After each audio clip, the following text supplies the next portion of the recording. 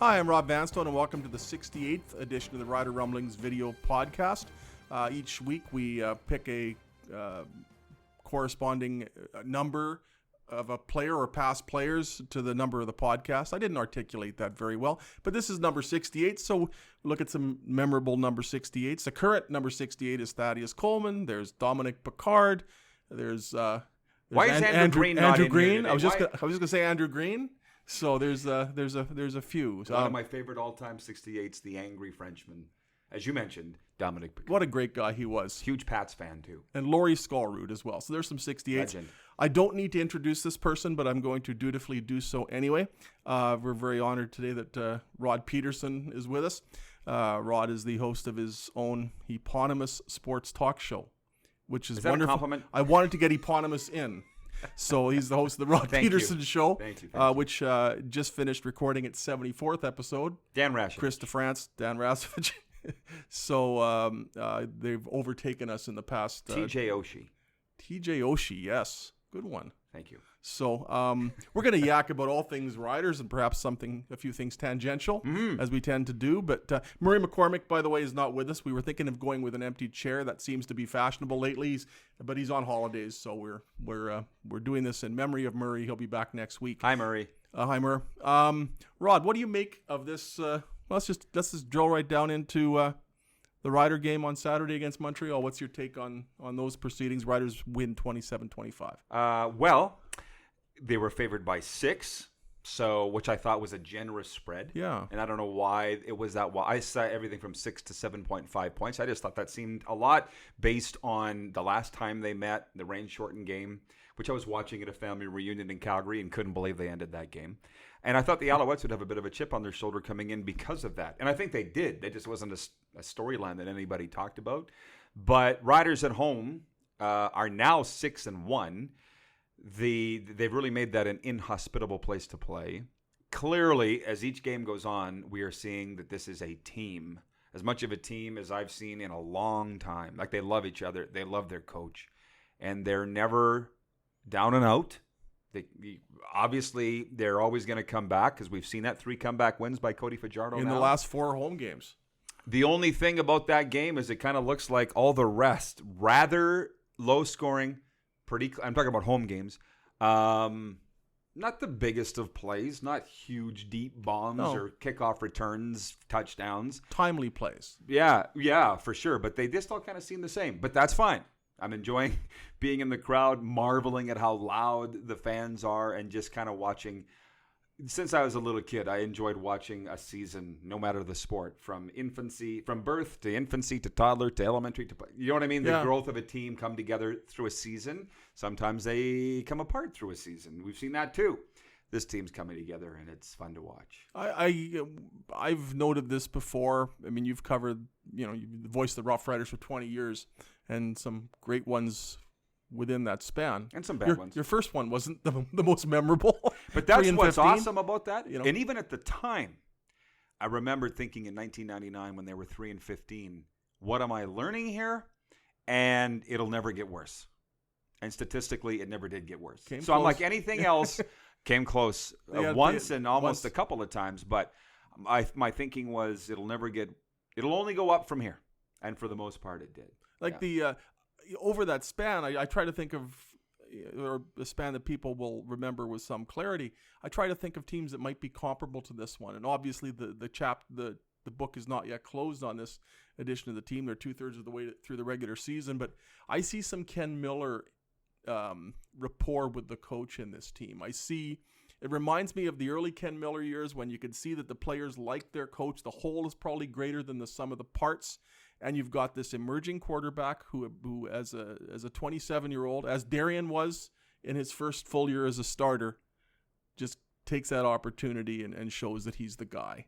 I look back to 2009, 2010, and I see a lot of that in this team. But you know what the other similarities are, though? You're right, of course, but also Eric Tillman and Ken Austin came in and took over a Roy Shivers team that had unfinished business and pretty quickly turned it into a champion. And Craig Dickinson's taking over really a Chris Jones team that had unfinished business and added a little sprinkle of Jesus and their own things. And have they won a championship yet? No. But that's what we love about sports. That's what we love about following this particular franchise. So there's similarities of all those teams. But I will say this, because this has been coming up in my mind a lot, the 07 team.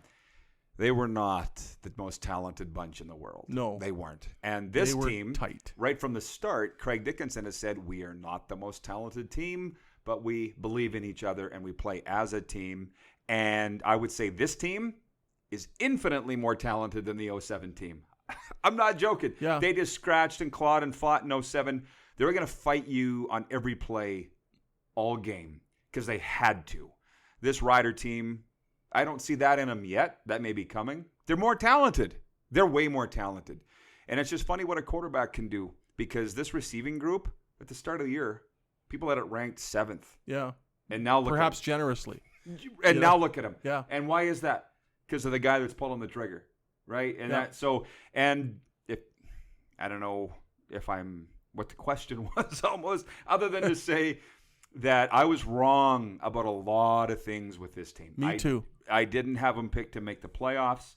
That was mostly because of the quarterback position, and I'm more than happy to be wrong. Now, they haven't nailed it down yet either, but it would take a minor miracle for them not to. So yeah, I look back on how the offseason progressed and things that you thought, you in the general sense, as opposed to you specifically, thought were huge at the time, and look at it now, and it's like, what an unexpected situation this is. When it was pretty obvious when Chris Jones left that Jeremy O'Day was going to be the general manager. He's done a tremendous job, but that wasn't a surprise, and I think that was a move that was largely applauded. Craig Dickinson, when he was hired, there were some people who thought, well, did they just have to because he's here? And I at the time was saying, Mark Trestman's available, and you're looking at the quarterback situation, and I'm saying, Travis Lulay's available, Kevin Glenn's available.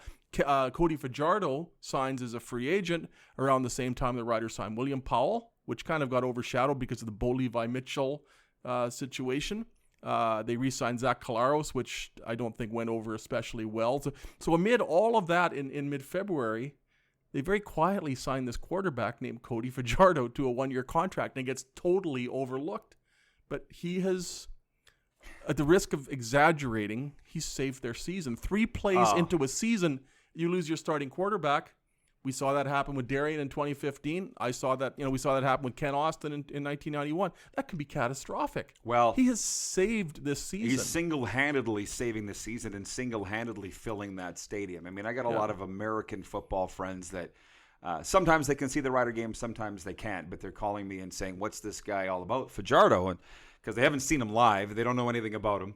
And I said, well, not only is he doing it, on the field, but this whole sprinkle of Jesus, the religious thing, in this, we really are in the Bible Belt of the country, and I'm kind of thick in the faith world. They love it. They love it.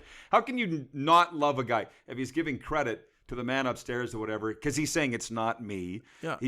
I was thinking about this morning, Cody Fajardo has the potential to be, Ron Lancaster will never be touched for the most popular quarterback of all time here, but a close second. He's got to win first.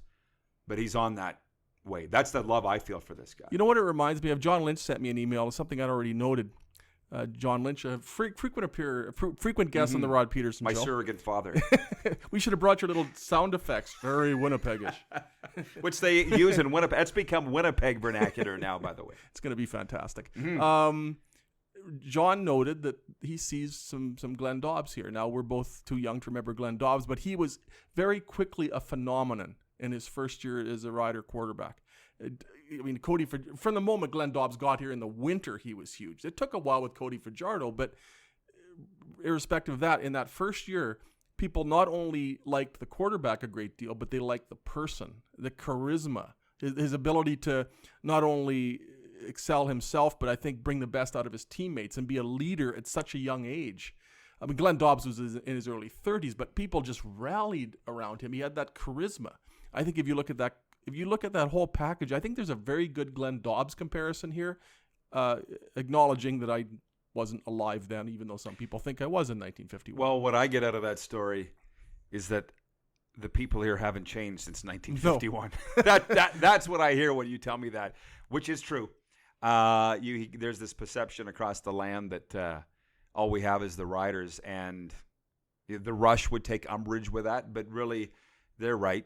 And if maybe at some point today, if we can talk about the Touchdown Atlantic, where I was out there doing work with the CFL, they don't even have that. They don't even have the one team. Yeah. We're so lucky to have what we have with the Rough Riders, and I'd like to see them have that with their CFL team, and that is a topic for another time. But just to see how the people rally, they haven't changed since 1951. We're talking about our grandparents and or parents and how they related to the Rider quarterback. It's kind of cool, isn't it?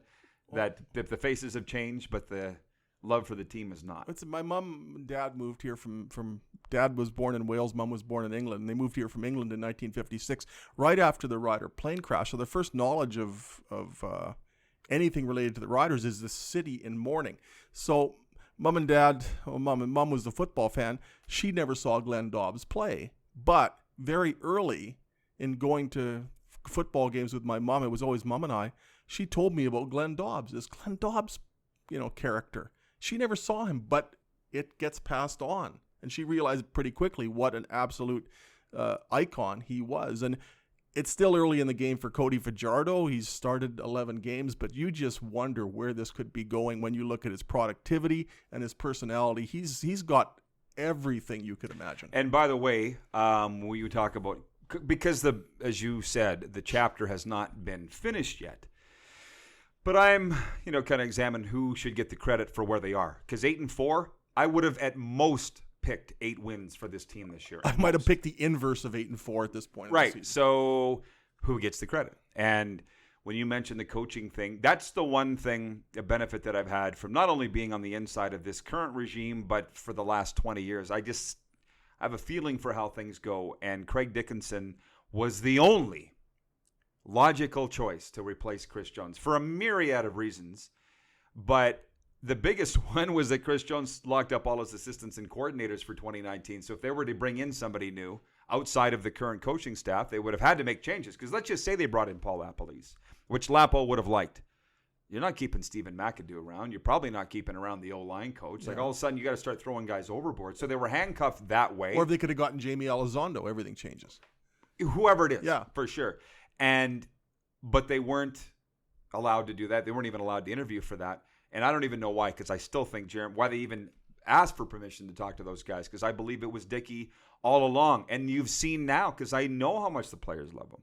I know he was waiting for an opportunity to be a head coach, and he's long said that the situation had to be right. Well, if not now, if not here, when and where? Yeah. This was the ideal situation for Craig Dickinson. And look at the results that they've had. So I asked Claire Hanna, she was on the Rod Pedersen show, why are the Riders outperforming what we expected? And she immediately said Craig Dickinson.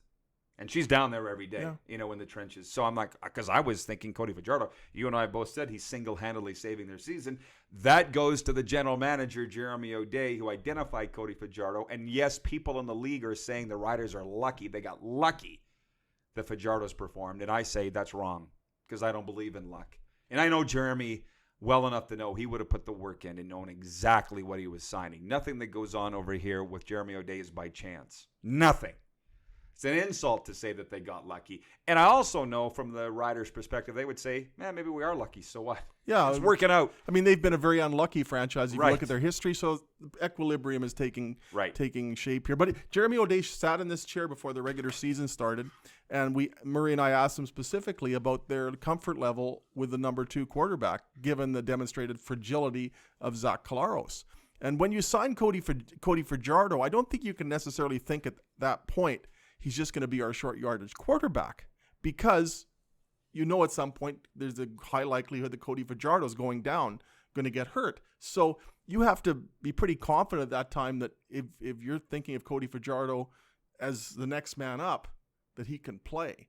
Kevin Glenn was out there, Travis Luley. There were some of the veterans out, Jonathan Jennings, but even though they'd re-signed Zach Collaros, the fact that they didn't bring in a second quarterback to compete with Cody Fajardo or perhaps bump him down tells you that they had a belief all along that he could do the job if necessary. They just didn't think it would be after 3 plays. No, and what I saw in the interviews with Jeremy is if you were going to look at any film in the past on Cody Fajardo, you wouldn't be able to find much in the CFL because he was just a third down quarterback, and that they went back to his film at Nevada and kind of saw what they were getting there when he had significant playing time. And Jeremy knows enough about who can play and who can't. I believe what he did collegiately and being a leader there, let alone a winner, had a lot to do with why they signed him. And that's why I say Jeremy, he's not going to leave any stones unturned, to borrow a Chris Jones term. Yeah. No, it's not by chance. And I'm not just supporting Jeremy O'Day and thinking that he's going to be here for a long time because I'm a longtime friend of his. I know how he does things. And watching how they do things is infinitely fascinating to me too. Like engineering a trade for Zach Collaros to the Argos. Chris Jones doesn't regularly make trades. Usually he'll cut 5 guys, sign 5 guys. It's that's unconventional. Jeremy does things conventionally, and we'll find out if it's going to pay off or not. But so far, so good. You look at the offseason moves that he made, and how can you really take issue with any of them? There was a lot of talk for a while that they weren't getting their money's worth from Micah Johnson. Well, the way he played against Montreal on Saturday, especially with Charleston Hughes out of the lineup, where you needed one of your defensive linemen in the absence of the CFL sack leader to have a monster game, Micah Johnson certainly did that. Oh, yeah. They got their money's worth on Saturday. He played up to his resume. I don't think you can find fault with any of the free agent signings with the Riders, although, well, Corey Watson, you never know how long he's going to stay healthy for. But he played well. Yeah, well, you look at Fajardo, William Powell, who I call Colonel Powell. Solomon Aluminian has been great. Micah Johnson, $250,000 is a lot. That's the highest paid defensive player in Saskatchewan-Roughriders history. So, yes, he was good Saturday against the Alouettes. I'm not sure all season long he's lived up to that salary, but the most important games are ahead. So I'm following that very closely. But that's not to say it was a bad signing either. I can't find any signings with Jeremy O'Day in this free agent class that were bad moves. You can afford to pay Micah Johnson that kind of money when you're not paying top dollar for your quarterback. The value that they're getting at the quarterback position, and yes, they paid Zach Collaros some upfront money, but they're not chewing up $725,000 of their salary cap. Well, they're obviously very conscious of the salary cap, and look at John Ryan, why that negotiation took over a month, 6 weeks or whatever, because they didn't want to overpay for John Ryan, and they also knew that John didn't want to go anywhere else. Yeah. So that was a major, major bargaining thing there. And in the end, it was the $100,000 that he got, and I think he's lived up to that. Obviously, you and I are going to say that. What do we think about the Ryans and John specifically? But I just knew that Jeremy's going to be sitting back trying to keep all that money in the bank that he can in the case of an emergency, in case of a rainy day where they need to spend it elsewhere. So he does things the right way. And they had some money sitting around. You can pay it to Jordan Williams-Lambert. So that paid off well. John Ryan, to me, I think that one has been picked apart too much. If you look at, this is the best punter I've ever seen play for the Rough Riders. And I realize it's only 2/3 of a season, but they haven't had a ton of punters over the years that have been absolutely amazing. I remember I loved Eddie Johnson and those moonshot punts. And I saw Ken Clark. Didn't see Glenn Dobbs repeat. Didn't see Larry Isbell. But they haven't had a lot of amazing punters over the years. John Ryan is averaging 50.8 yards a punt. At age 37, soon to turn 38, he's on pace to break the CFL single season record for average yards per punt, which he set 14 years ago. Like, this is amazing what we're seeing, but people are saying, well, there's this, there's that. Just take stock of what he is doing and sit back and marvel at it and admire it, and also consider the fact it's a great story when you consider the deeply entrenched roots of the Ryan family in this city. It's a wonderful story from every perspective. We have talked about the nature of Rider fans, however. You've been around this team longer than me. I think we all know they always have to have a scapegoat. And I'm not saying everybody's on John Ryan, but there's a certain faction that is. And I don't really know why. But, and we've been debating this a lot on my show, the Rod Pedersen show with the football guys. Because I say we don't know what they're asking John to do. Yeah. In the coaches' meetings. And Abu Meshrick's saying, yes, you do. They're telling him to put it inside the 10-yard line. I said, we don't know where.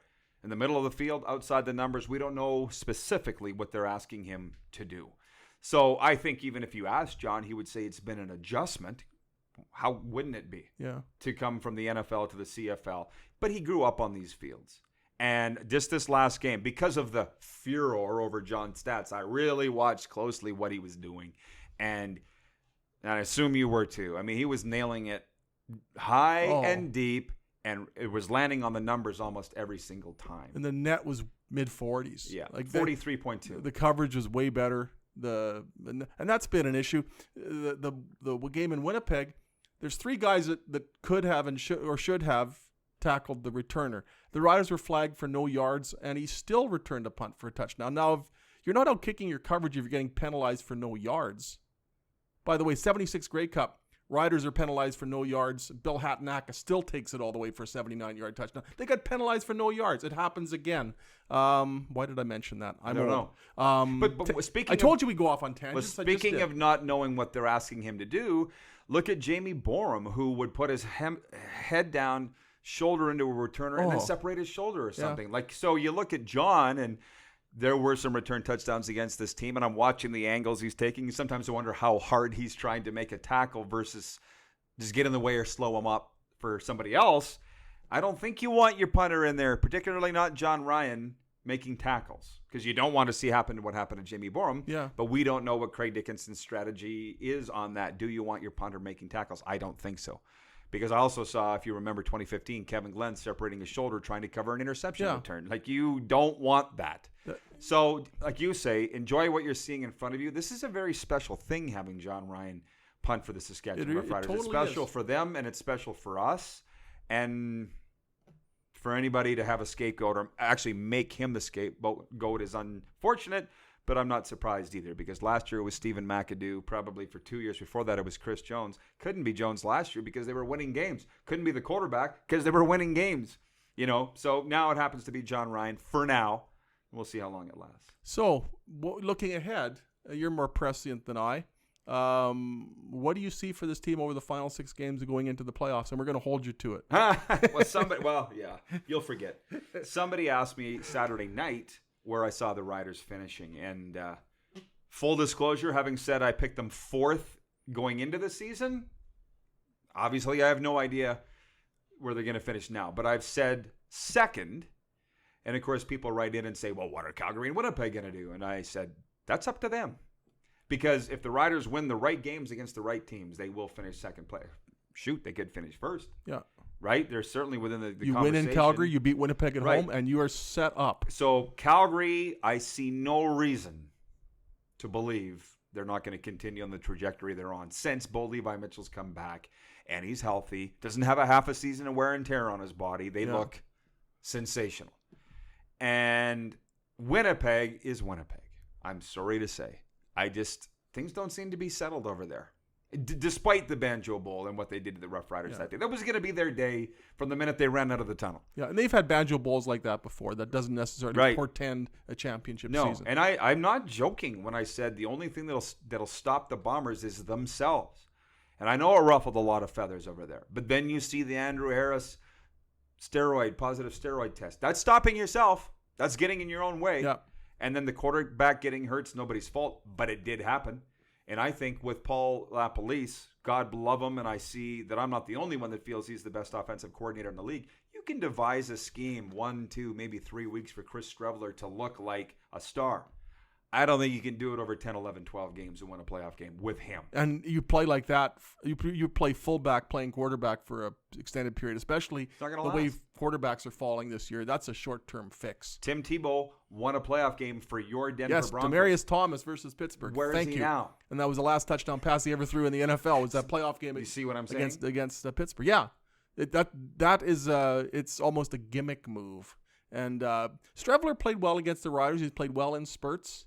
But you look back to the West final last year, Andrew Harris wide open deep. Chris Streveler throws the ball, misses him. They got to make that play if they get the chance this year. Winnipeg still hasn't demonstrated that they can take that. It's almost like the early 80s when they had Dieter Brock, but they could never get to the Grey Cup. Edmonton was there.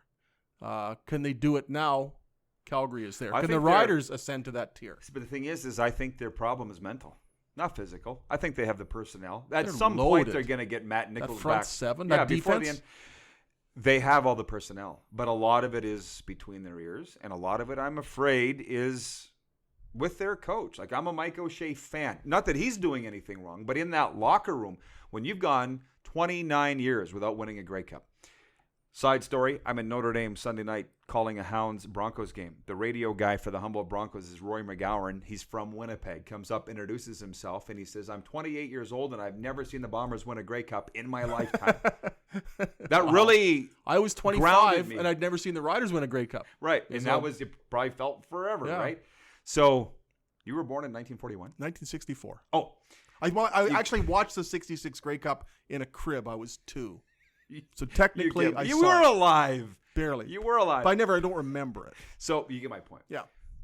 Within that locker room, the Bomber locker room, because I saw it with the Riders for so long, because Roy and Danny were here for those 7 years, I saw those vets that wanted to win so bad, but because they weren't winning under that regime, they were wondering, do these guys really know what they're doing? Yeah. That's what they were feeling about Roy and Danny. How do we know that they know what they're doing? Danny Barrett has never coached a Grey Cup winning team. How do we know? And I think there's a little bit of that in Winnipeg, despite the talent. You don't think the Riders from 2000 to 2006 had a good enough team to win a Grey Cup? Especially they did. That 04 team. You know they My did. Goodness. So that's why I think a lot of it's mental with the Winnipeg Blue Bomber. And I've gone on record saying I hope that they do win. For their sake, I do. Because I love Paul LaPolice. I love Richie Hall like family. The Bomber fans are actually starting to warm up to me, believe it or not. I want that drought to be over. We have a bulletin here. Yeah, it would then fall to Hamilton for the longest drought. Like, it's time. Yeah. But Winnipeg's got a lot of work to do. A lot of work to do. Yeah, that regime has to show that they can take it to that Apparently, next they're level. all in the last year of their contracts, too. So, like, Wade Miller's sitting back, just twiddling his thumbs, saying, show me. There's no contract extension talks there, and probably won't be until last week in November. But this is great, because there's 3 teams that you can talk about very credibly as far as being contenders for first place. And the West Division is always interesting. The East, not so much.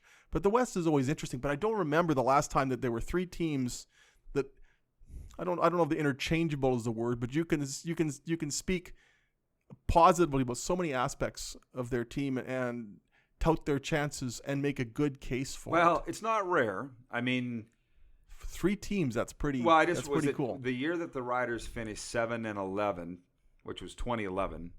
3 other teams finished tied for first at 11-7. Well, the other teams in the division. No, it is an anomaly, but I wouldn't have picked these 3 teams. Like, you look at, I had BC up there, and I had Edmonton. I'm trying to remember who I had last. I think I did have Edmonton last. But as we sit here today, they got 6 wins. The Riders have 8, and they haven't played each other yet. Yeah, and won't for a while. And won't, which is dumb. But Edmonton could be in this. Could be 4 teams. Yeah, frankly, you wonder about them because they're just a strange team, but they do have Trevor Harris and they've got some weapons. Their personnel is Brock Sunderland, personnel-wise, I think has put together an excellent team there. But do they have the coaching? Do they have the discipline that can extract the most from that team? That's the question. It's a Jason Moss question. He survived last year, which surprised me. 9-9 when you're hosting the Grey Cup and you miss the playoffs with the MVP and Mike Riley, who he didn't win the MVP, but you know what I'm saying. And then he's still there. Yeah. The pressure's on him for sure. Brock Sunderland's not going anywhere. I mean, there's talk in the league about if they miss the playoffs, which they won't because there will be a crossover. But if they don't maybe get to the Grey Cup, is Brock Sunderland in trouble? You know how sports works. The GM's going to line a few bodies up in front of him before the bullet gets to him. Yeah. So Maz will be the one thrown overboard if anybody. But I just think they'll be heard from before it's all said and done. I know there's a lot of people in the league that are not Trevor Harris fans. I am. You know, he got to the Grey Cup. He threw 6 touchdown passes in a playoff game. Nobody can say he can't win the big one because he did already. He did already in that East Final that you talk about. So, the best football is left to be played. And the nice thing is the Riders are in the conversation. I thought by Labor Day they might be out of the conversation had Zach Caleros got hurt and Cody Fajardo not stepped up. So these are good times. I picked them for second, but kind of talked myself into it. The theory was most of the pieces are back from a defense, that Willie Jefferson be the notable exception to that. Most of the pieces, or many of the pieces, are back from the team that was so dominant defensively last year. So I thought, okay, you can take the defense, and even with Chris Jones gone, I think they're going to have a good defense. And there's nowhere else to go but up for the offense. So I figured, okay, take a defense that carried a 12-6 team, add a little more offense, and they might be able to replicate 12-6 or go 11-7. That would put them in position for second. I wrote that thinking, is this just the most homer thing I've ever done? But they have a very good chance of finishing second now. But it still doesn't add up for me a bit when you look at some of the adversity that they've faced. No Brendan Labatt for an entire year. The offensive line decimated, and you lose your starting quarterback so quickly. They've overcome a lot to get there. Think, even going back to January and the sudden unexpected upheaval then. The things that have been the supposed obstacles that have been thrown in front of this team since the new year and how they've responded every step of the way. You lose Chris Jones, you very fortuitously you have Jeremy O'Day there, and very fortuitously you have Craig Dickinson there, and then you sign Cody Fajardo. They've made moves that needed to pan out a lot more quickly than they envisioned, and they've struck gold every time. I think Calgary and Winnipeg have undergone more adversity than the Riders have. I actually look at it as, now that you say that, I see the adversity, but I kind of think that a lot of things have gone their way. A lot of things, whether it be the weather in Montreal and the rain-shortened game, which nobody realized that was even a rule. Yeah. That's a CFL thing. The play of Cody Fajardo, I'm not saying it's luck, but it's gone their way. Whereas with Calgary, you got Bo Levi out on the 6th game twice. You've got Winnipeg, and we just went through their adversity. So I think actually the Riders have been fortunate. I think that the adversity that they've faced is just football. I mean, Brendan Labatt being hurt, Philip Blake being hurt, that's going to happen. Jacoby Cofield. Well, hey, the offensive line they've done great. How they've withstood that offensive line torrent of injuries? It's shocking how they've done it, and they should get a lot of credit for that. But every team's will go through injuries over the course of an 18-game season. But I also remember in way back in the early 90s, Leo McDonald said to me, who clearly you would love. Love Leo McDonald. Former Pats assistant coach. He said to me one time, to win a championship, of which he has in the SJHL, everything needs to go right, and you need some luck. Never forgot that. And in 2007 with the Riders, Matt Dominguez tore his knee in the Banjo Bowl and was lost for the season. But other than that, everything went their way, including Kevin Glenn breaking his arm in the East Final. And so I've been thinking about that with this Rider team this year, that things are really going their way, aside from those injuries that you mentioned. And the football gods owe them one. If you could look through Rider history. Several, I think. Several. 1970, they go 14-2, don't even get to the Grey Cup, and a Montreal Alouettes team that wasn't very good, which included Jeff Fairholm's dad, Larry, won the Grey Cup. The Riders, Ron Lancaster gets hurt and George Reed's hurt during the season. Things like the 1976, you look at the 13th man, you look at various things, Darian Durant getting hurt in 2014. You look at the inordinate amount of bad things that have happened to good Rider teams. I think it's that they are so overdue to perhaps get some luck on their side, because the scales are not tilted in their favor historically. No, but I'm not convinced. They still got 6 games to go, plus playoffs. Yeah. So I hope that the rabbit's foot hasn't run out yet. They might need the whole rabbit. They might need the whole rabbit. So yeah, things have been going great, and we're all happy for that. But the most important games are left to be played. Not to mention, Cody Fajardo hasn't even started a playoff game yet. He has not played a cold weather game yet. He's still got a lot to prove too. I mean, I find it fascinating that they've started these contract extension talks. Of course they have. They have to. But they're not completed yet, Rob. No. So who's holding it up, do you think? Because if you're Cody, I think you're okay with waiting. There's not a lot of downside for him as far as waiting unless he gets hurt. No. The signing bonus would be the only inducement now. If you know you can get some good upfront money, great. But would that not then count against the cap this year and impede their interest for this year, unless you put the contract in a drawer and pull it out January 1st? The thing that I think Cody that they can do here that nobody else can do is across the CFL is assemble basically an army of sponsors, of benefactors even, who are going to make it very enriching and very enticing for Cody Fajardo to stay here. He's already doing advertisements. Mm-hmm. Now, what if the corporate community, what if everybody got on board with that? The Riders tried that with David Archer once upon a time when Ottawa folded back in '96. Nowhere else is in the CFL is the starting quarterback a bigger deal in Saskatchewan. Everywhere else, as big as Bo Levi Mitchell is, the third line left winger on the Flames is still a bigger deal. So the starting quarterback here and the possibilities off field for him and the ancillary revenues, that's the Riders' edge. That's what they can make happen that nobody else can. He's 27, and he doesn't understand this. You and I could tell him till we're blue in the face, and he's not going to understand. Ken Austin left for more money. Kerry Joseph left for more money. Darian Durant balked at a pay cut, even though he could have made a lot of money off the field. Those kids always chase the money. And one thing that I've loved with my new show is the guys that we've had on, Reggie Hunt, Stevie Baggs, just to name a couple, Kenton Keith, all went elsewhere for more money. And not a lot more money, Rob. Yeah. And they all regret it. All those. Cody Sheets. Cody, he said it in an interview with me. That was an amazing interview. Thank you. You and I could sit and talk, but how those players could sit and talk with Cody and he wouldn't listen. For whatever reason, you got to live it. So I hope that he does stay. And that, back to what I said, I think he has the potential to be the most popular Rider quarterback since Lancaster. And we've had some very popular quarterbacks go through here. But people love him. I feel it. So do you, obviously. Yeah, and it's genuine. He's genuine. And you just see that he wants to immerse himself in the community. He's staying here for the bye week. He's already doing, through the Sprinkle of Jesus shirts, there's already money being made for the Hospitals of Regina Foundation.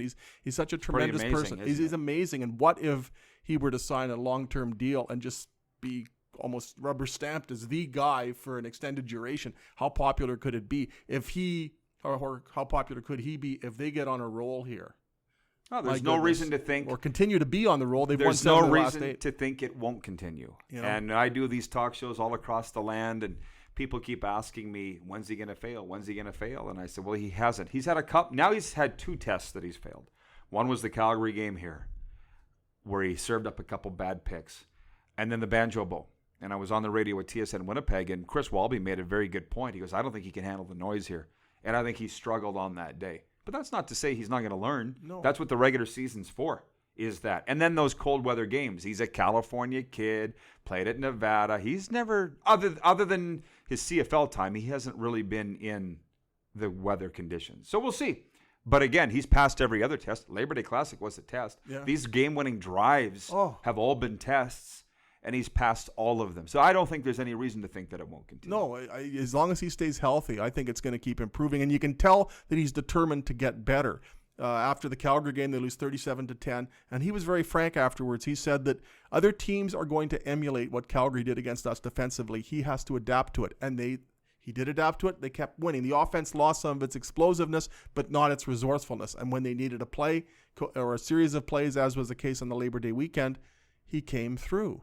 And so now you look at the Banjo Bowl, and they faced a tough time there, but that's not the end of a season. The Riders won the Grey Cup after losing the Banjo Bowl handily in 2007 and 2013.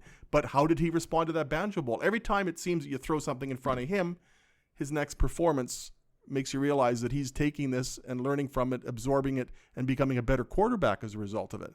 And he's still at such an early stage in his development as a CFL quarterback, 27 years old. He's 15 years younger than Tom Brady. And he's been in the league 5 years too. That's the other thing, is people refer to him as like an overnight success. And I got to be honest, I'm enjoying being on this other side of whatever you want to call it, being outside Riderville and just watching. And I realize that people don't really think. You think they know. You think the fans are following where Cody Fajardo came from. But most aren't. No. They think he's a rookie. And it's like he's been in the league 5 years. Okay? So, he's only 27.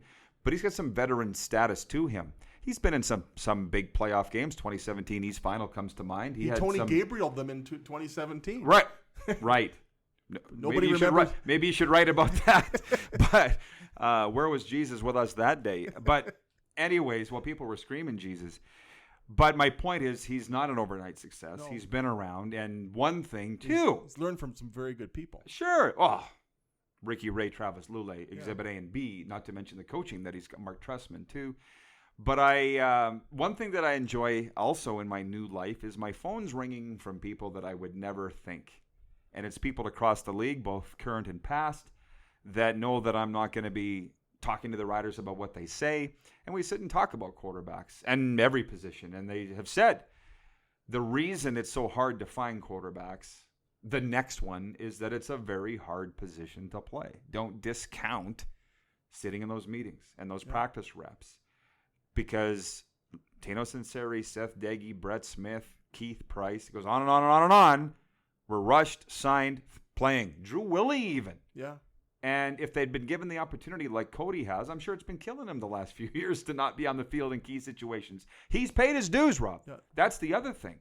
He's not like those young kids that have had throwaway careers. They could have been the next one if the Riders weren't in such a panic to get him onto the field. Well, look at Darian Durant. He paid his dues. Absolutely. 2006, he completes his only pass, and he has a run. 2007, he's on the roster all year. Doesn't play it down. 2008, he started the 2018 season or 2008 season as a number 3 quarterback. Marcus Crandall gets hurt. Stephen Giles is ineffective, and all of a sudden Darian's in. But he paid his dues, and he learned so much under Ken Austin and so much under Tommy Condell in 06. So people thought that, hey, where'd Darian Durant come from in 2008?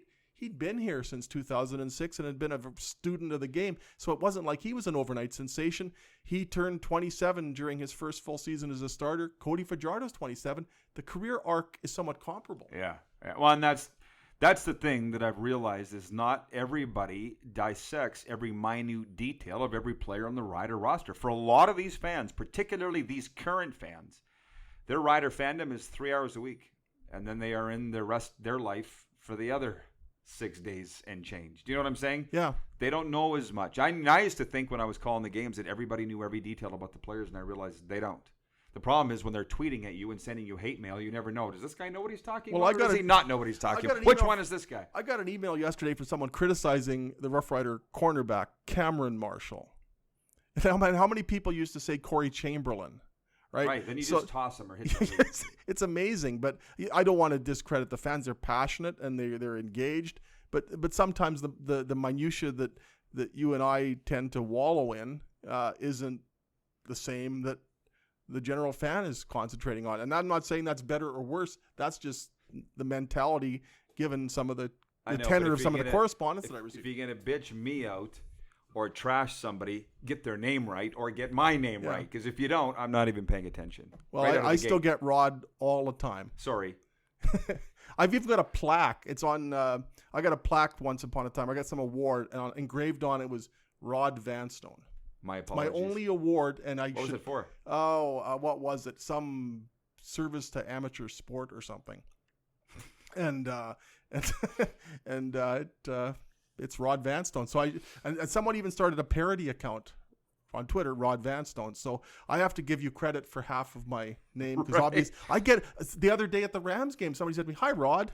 Whoops. So the fine. Wheat Bowl. So Is what it is. Do you get robbed much? All the time. Really? All the time. Probably 1 out of every 10 emails I get. Really? Is to Rob. Yes. So are they calling you names or we me should names? go into business together. Well, you had Rodservations. I have Robservations. So I'm the one that stole. Bring back Rodservations. No thanks. I love them. Well, I'm slowly Please. easing into this new life. not I one to may or beg. may not. Guess what? As you may know, it's a lot of work. It's funny because Don Hewitt, have you had him in here for an inquisition? He is coming in the weeks. I think he's 2. Is he next week or the week after? Don is an imminent guest on this. He said to me he's blogging now, and his columns are awesome. Love Don Hewitt. But I'm like, what do you think about blogging, Don? And he goes, it's a lot of work. Yeah. Yeah. Been doing it since 2006. It is a lot of work. 1986. You're right. A lot of keystrokes. Tell me about your new career, same career, different labeling. How is the Rod Pedersen show going now that it's had 2/3 of a football season plus 74 episodes? 74 episodes. Well, it's funny because the guy said to me the other day, I hear you've had a career change. And I'm like, more of a shift. Yeah. And what I will say with the Rod Pedersen show, which broadcasts daily on Facebook Live and Listen Live, is that I can't say it's the most fun I've ever had, because calling the Rider games at times for 20 years was a lot of fun. And Pat's games, too. And you loved calling hockey. Right. And Pat's games, too. So I can't say this is more fun, but I can say it's as much fun. And that was a period of my life that was great at the time, but it's over. And this is a new chapter. And it's tough when I go out to all these little towns and people say, I miss you on the radio or I miss this. I don't really like being pulled back because I'm kind of a look ahead guy. And people are only saying it to be nice. But with this show now, it's so different than anything I've ever done. And, I was in Notre Dame on Sunday night, see the shirt that I'm wearing, and the Zamboni driver pulls me aside. He's like, Rod, I love your show. And I said, what do you like about it? And he goes, you talk about everything, not just the riders. So yourself, when you're covering the riders, because what Murray's doing isn't much different than what I did. You're literally handcuffed to the team for sure 6 months, definitely for 6 months. Yeah. Their itinerary is your itinerary. Right, and in a lot of ways 12 months. And it is great, but it's a lot of work, and you don't have a lot of time to pull your head out and watch the NFL or watch the NHL or watch the WHL or Blue Jays. Like your whole life is the Saskatchewan-Roughriders, and that's cool. But now it's not. And now I have an opinion on Antonio Brown. Now I have an opinion on Milan Lucic. Before I didn't even really know what was going on because I was so into the Riders. And I'm not anymore. And I had Jeff Courier on my new show a while back. And I asked him about the Bombers. And Jeff said, well, I go to the games, but I don't watch it as closely as I used to. And I thought, I'm glad that's okay. Yeah. Because I'm the same. I go to the games, but I'm not watching every minute detail. I'm looking around the stadium. I'm laughing with the people beside me. And I'm enjoying it. So, and I do think about this often. I'm grateful for the 20 years because people win contests, Rob, to spend a day with the riders, right? Yeah. And it's their life goal. Or win a trip on a rider team charter they've done before. That's a once-in-a-lifetime moment for them. I had it for 20 years. I cherish every one of those days, but I'm not longing for it. I'm just grateful that it happened. And now there's this where I'm on the air 2 hours a day. Everybody else is doing all the work. They line up the guests. They do the social media. They do the promotion of it. I just show up and talk for 2 hours, try to be entertaining, and I leave. And I'm done work at noon. And then I go work in mental health and addictions, which is also as enjoyable, more rewarding, but far different. But anonymous work. Yeah. So you can fix lives. Right. That's the best part ever. And somebody fixed mine. Yeah. So that's what people don't understand. When I say every couple of days somebody says to me, you saved my life, I can tell by the look in their eyes they mean it. And somebody saved mine, so I know they mean it. So, pardon me, I'll take 60 seconds. No, please do. Please do. Take as long as you want. Well, last week, 63 seconds if you want. Well, last week I was in Gladmar. Do you know where that is? Isn't that the way to Swift Current? It's like 10 miles north of the U.S. border, straight down Highway 6. Why did I think Swift Current? That's okay. Town of 50 people. And I'm speaking in the school, and this little kid in the front row, after I'd done my presentation on substance abuse and mental health, kid says, why do you do this? He was 10, Rob. He put his hand up. This is my question. Why do you do this? Why do you come out here and visit with us? I thought about it for days afterwards. Why do I do this? Because my obvious answer, which I usually say, is, well, you asked. You asked me to come out here, so I'm here. But it's so much deeper than that. Jeff Fairholm came to my school in 1988 and spoke about the Riders. I became a Rider fan that day. Still my favorite player. Jeff Fairholm was awesome. Saw him this past weekend. What a great guy. I just thought, this guy's cool. I'm a Rider fan. And I was a Rider fan growing up, but not to a watching every game, reading all the newspaper stories. Do you know what I mean? That... Him coming out to my little town cinched it for me. And then another one was a guy came out when I was 9 to our school and said, don't do drugs because if you do drugs, you'll love them and you won't be able to get off them and it'll ruin your life. So I never did drugs just because of what this guy told me. Wow. So if I now can have an opportunity to have that kind of impact, these are major lifelong themes in my life, the Rough Riders and being anti-drug.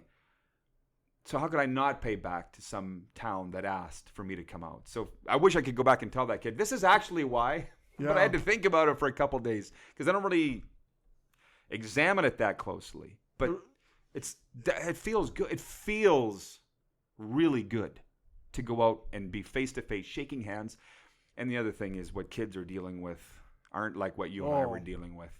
And I know what you went through with your dad. I'm talking about the pressures of being a teen right now. Yeah. It's tough.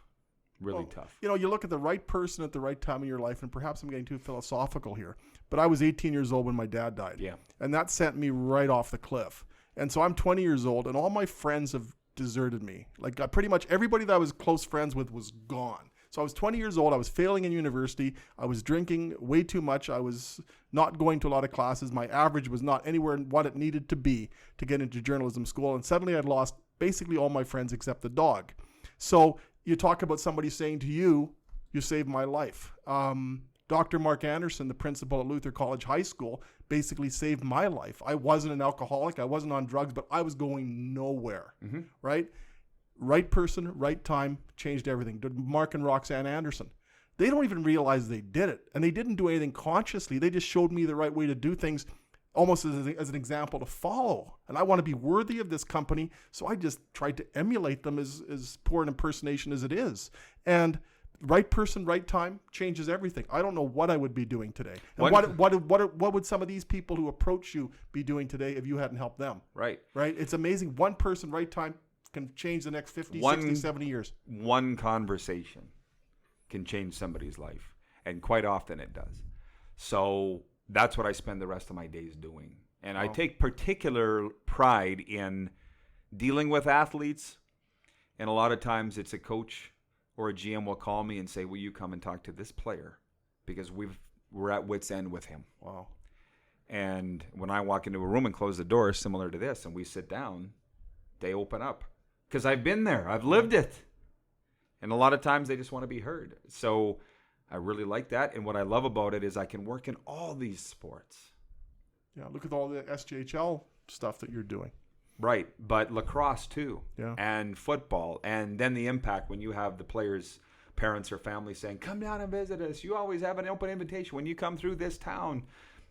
It's not like anything I've ever done. So calling the games is fun. And traveling the nation is fun, but it's not part of my life anymore. It's over. And this is the new part, and I really like it. I think a lot of people are having a far bigger time accepting it than I am. You know what I'm saying? Yeah. Well, you mentioned earlier, and I'm sorry to keep you so long. This I'm is more one of than our longer podcasts. Yeah. But you mentioned earlier in the program, or podcast, Rodcast, that you'd like to talk about Touchdown Atlantic and the time you spent there. So I'd like to. No, it's not that important. Okay. It's just, I just will give you that. Well, no, it's another thing that I'm fortunate to be able to do as the CFL alumni is hired me to do some events with them. So one was going to Moncton. And again, seeing things from a league view, not from the green binoculars, goggles, if you will, and just see what the pressures that the league people face and what the commissioner faces, because he's got a different perspective than what we're seeing. Yeah. Because when I talk to coaches and players and staff members, a lot of them don't like Randy Ambrosie for reasons that you could probably pick out. One is this roster and staff limitation. A lot of my friends are out of work right now. They're having to go find work outside football because of this. You know what I'm saying? Yeah. But then you talk to Randy for a while. That's the presidents and the governors more than Randy Ambrosie. Well, it's the commissioner they're mad at. Yeah. But to be in Moncton and see how they put together Touchdown Atlantic, and both the Schooners and the CFL get out and shake hands with the people of the Maritimes, see what their concerns are. What would it take? And I sound like a politician here. I swear I will never do politics because this is not my thing. I enjoy talking to people. I enjoy getting perspectives, and to do this now with the CFL and just see how things. What their vantage point is, a lot of things have become a lot more clear to me in the last 9 months than what they were for 20 years, right? And the concerns of what the Rough Riders might have of a franchise aren't the concerns of what the Alouettes have or the BC Lions. The challenges are way different. So that's another thing that I'm enjoying in a new life. Cool. We've taken up more time than we should have. It's been fun. Your generosity. Thank you so much for spending this. We got to be close to an hour now. Well, I think we may have set the record today. Spend 2 hours with me. That's why I'm pleased show. to do it. Appreciate it. I think Thursday this week. Oh, good. I got to read that. Would you mind lending a good voice to this thing? Do you want me to read it? Yeah, go ahead. You're the pro. If you enjoy the podcast, please leave a review and a 5-star rating. It helps us grow the podcast. You can subscribe to the show on Apple Podcasts, Google Podcasts, Spotify, Stitcher, or wherever you get your podcasts. If you'd like to send us a question, you can email Rob at rvanstone@postmedia.com, and we'll read it on the show. You can follow Rob on Twitter at Rob Vanstone and Murray at MurrayLP when he's not doing Grey Cup Fit Up.